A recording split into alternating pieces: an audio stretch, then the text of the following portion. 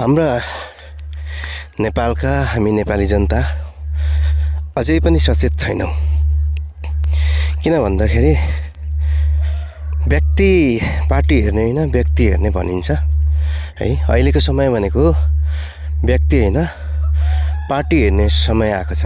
किनभने यिनै तीन पार्टी एमाले, काङ्ग्रेस, माओवादी, यिनै तीनवटा पार्टीले विगत 30-35 वर्ष चाहिँ सत्ता सञ्चालन गरे पश्चात हामीलाई पाएको यी ज्याजती,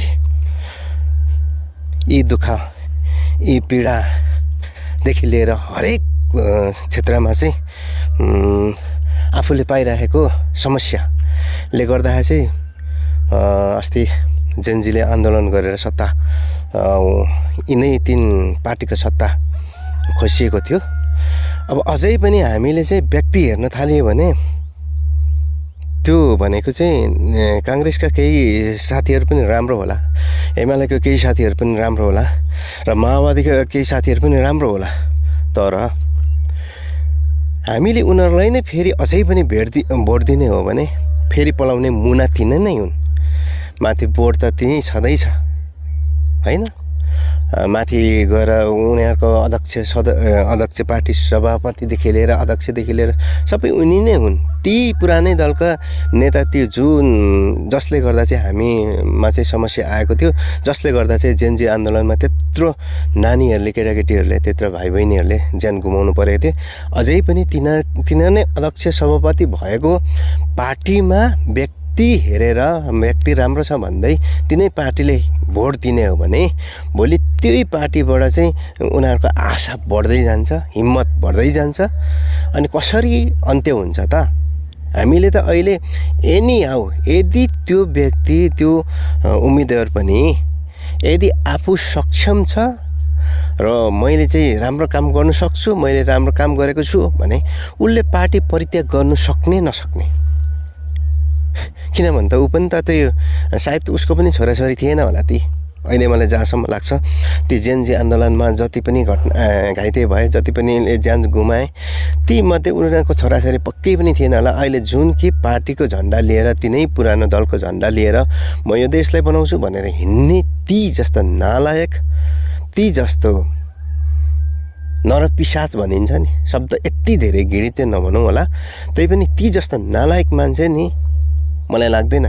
आखिरमा उसले राम्रो काम गर्छ र राम्रो गर्न सक्थ्यो भनेदेखि नेपाललाई पुरानो दलले दिएको चोट होइन क्या, नयाँ दल खोलेर अथवा नयाँ दलसँग समन्वय गरेर पनि त गर्न सकिन्थ्यो। पार्टी परित्याग गर्नु उसलाई चाहिँ के हक भने मुत बनाछ र पार्टी परित्याग गर्नु, पार्टी जुन पार्टीमा आफूलाई चाहिँ इच्छा बुझ्दैन, चित्त बुझ्दैन, त्यो पार्टी परित्याग गरेर अर्को पार्टीमा लाग्नु के हाम्रो अधिकारको कुरो होइन? सक्थ्यो नि त। तर अझै पनि तिनीहरू म त पार्टी जस्तो भए पनि म मान्छे राम्रो छु भनेर हिँडिरहेछ। लाज पचेका, लाज शरम पचेकाहरू अझै पनि म त्यही भन्छु, लाज पचेका हुन् ती भनेको। जसका सोच विचार अझै पनि परिवर्तन भएको छैन, तिनै दलमा, तिनै पार्टीमा चाहिँ अझै पनि मरिहत्ते गरिरहेछन् भने ती भनेको लाज पचेका हुन्। तिनीहरू चाहे जस्तो सुकै व्यक्ति होस्, जस्तो सुकै मान्छे होस्, तिनीहरूलाई कसैले पनि भोट नदिनु होला, मेरो चाहिँ आग्रह। यदि तपाईँ सक्षम नेपाली र विकास चाहनुहुन्छ भनेदेखि नयाँ दललाई दिनुहोस्। यो समय, यस वर्ष कुनै पनि हालतमा एमाले, काङ्ग्रेस चाहे जस्तो सुकै होस्, मेरो आफ्नै आफन्त किन नपरोस्, कसैले पनि भोट नदिनुहोस्। कि त उसले देश बनाउँछु भन्ने चाहन्थ्यो भने नयाँ पार्टीले पनि देश बनाउने हो। उनीहरूको पार्टीले त्यत्रो पुरानो दलले चाहिँ त्यत्रो गरिसकेर पनि अझै पनि त्यही पार्टीबाट उम्मेदवारी उठेर अझै पनि लाज पचेर चाहिँ म देश बनाउँछु भन्दै हिँड्नु त त्यो गलत हो। उसले सक्थ्यो पार्टी परित्याग गरेर अर्को पार्टीबाट उठ्न सक्थ्यो, अर्को पार्टीले उसलाई टिकट दिइहाल्थ्यो नि त। यदि ऊ सक्षम लिडर हो, यो कुनै क्षेत्रको लागि एकदम सक्षम काम गर्न सक्ने, समाजसेवी, जनताको भावना बुझ्ने भएदेखि उसलाई अरू पार्टीले टिकट दिन्थ्यो पनि, अवश्य पनि। तर तिनै पार्टीबाट चाहिँ उठेर चाहिँ म अब पार्टी जस्तो भए पनि म चाहिँ राम्रो गर्छु, पार्टीमा सँग सरकार भएन, व्यक्ति हेर्नुहोस् भनेर हिँड्ने लाज पचेका। अहिले व्यक्ति हेर्ने पार्टी हेर्ने व्यक्ति हेर्ने समय होइन, पार्टी हेर्ने हो। यो तीन पार्टीलाई उत्थान पार्ने हो हाम्रो। है। त्यही भएर तपाईँहरू सम्पूर्णले मेरो यो भिडियोलाई पुनः हेर्नुहोला। अनि एमाले, काङ्ग्रेस र माओवादी यी तीन दललाई हामीले उत्तानो पार्न सक्यो भने मात्र देशमा परिवर्तन हुन्छ।